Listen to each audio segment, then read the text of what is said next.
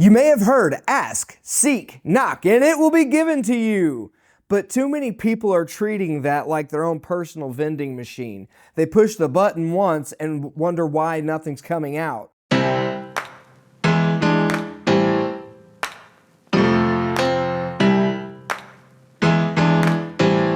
Hello everybody, thank you for watching the Podium of Truth, where God's message is our mission. If you're not familiar with the Ask, Seek, Knock Bible verse, it can be found in Matthew chapter 7, verse 7 and 8.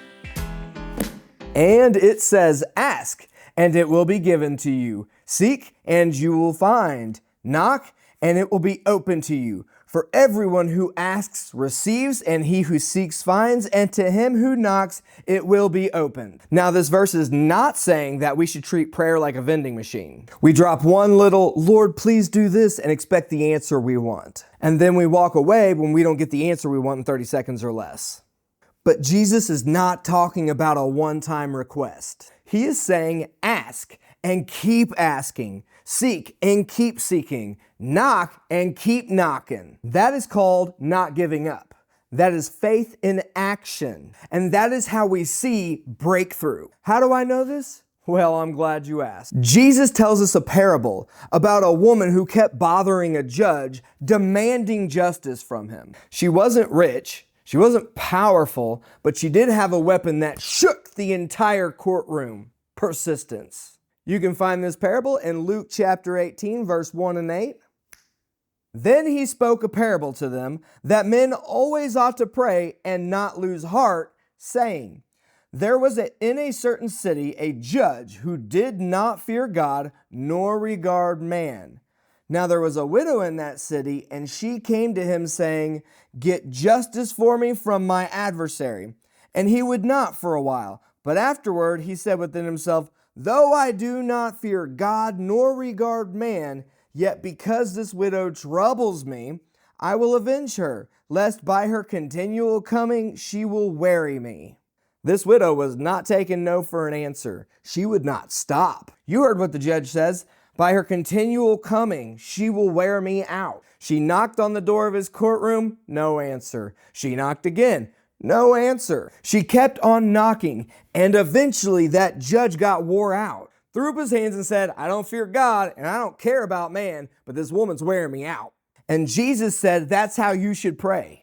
Not because God is reluctant or doesn't care or isn't listening, but he wants to build you into a prayer warrior, not a prayer wimp. Some of us pray and quit once we don't see instant results. Or we pray expecting the results, and if it doesn't come, we just kind of figure that's his answer. But let me ask you this. Are you willing to wage war on what you're praying for? If you are praying for your family's salvation, keep asking. If you are believing for a healing, keep seeking. And if you are praying for a financial breakthrough, keep knocking on that door. Because here's the thing. God's delays are not always his denials. But that also doesn't mean you can just stop praying. Keep praying about it. Sometimes he's strengthening your faith. Sometimes he is lining things up. Maybe he's putting the right people in the right place at the right time. Or he's testing you to see how bad you really want it. Or here's a hard pill to swallow.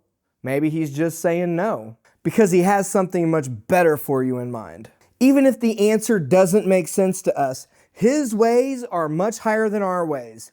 That little nugget can be found in Isaiah 55:9. There may be some of you that have been praying for something for a while, and you're tired. You're wondering if God even hears you. Not only does he hear you, but he wants the absolute best for you. So give him a faith that does not give up. I mean, if you knew that the answer was just on the other side of that door, would you give up?